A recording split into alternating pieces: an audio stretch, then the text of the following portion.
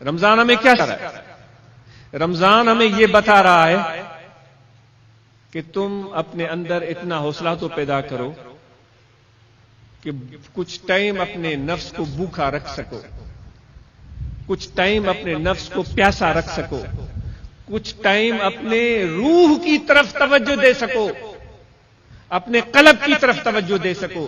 پوری زندگی تو پیٹ کی پوجا میں گزر گئی، تو اس مہینے میں بھی ہمیں یہ پریکٹس یہی کرنی ہوگی کہ اپنے جسم اور پیٹ کی برداشت کا امتحان لینا ہوگا۔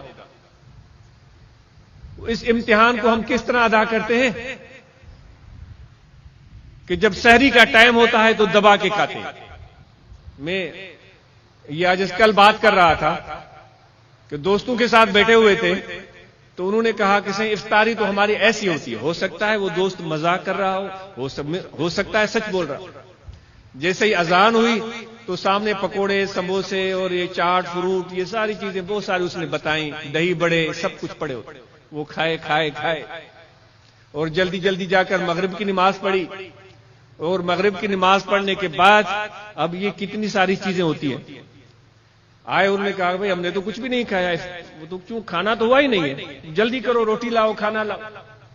پھر وہ پلیٹیں آ گئی، رکابیاں آ گئیں، وہ سالن، شوربہ، مرغیاں، ساری چیزیں آ گئیں، ٹکے آ گئے، وہ خوب کھائے، دبا کے کھائے، اتنے کھائے کہ وہ گر گئے، وہاں پر اٹھنے کی طاقت نہیں۔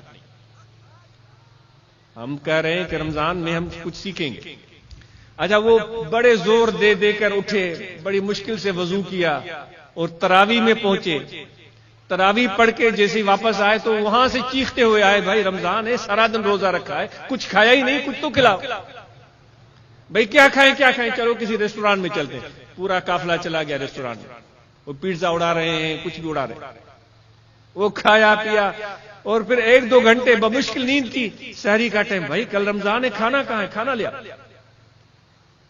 تو ایک سندھی میں کہتے ہیں کہ بھائی میمن لوگ جو ہیں وہ آٹا بھی تول کے کھاتے ہیں۔ تو فقیروں کو عرض ہے کہ عام دنوں میں جتنا آپ آٹا کھاتے ہیں وہ بھی تول لیں، اور جو رمضان میں جتنا آٹا کھاتے ہیں وہ بھی تول لیں، کہ رمضان میں آٹا زیادہ کھایا گیا یا عام دنوں میں آٹا زیادہ کھایا گیا۔ اگر رمضان میں یہ حال ہے ہمارا تو پھر یہ کیسا رمضان؟ حد اعتدال کو اپنے سامنے رکھیں تو جتنی برداشت اور صبر اپنے اندر پیدا کریں گے انشاءاللہ اتنی آپ کے روح اور قلب کو تازگی ملے گی۔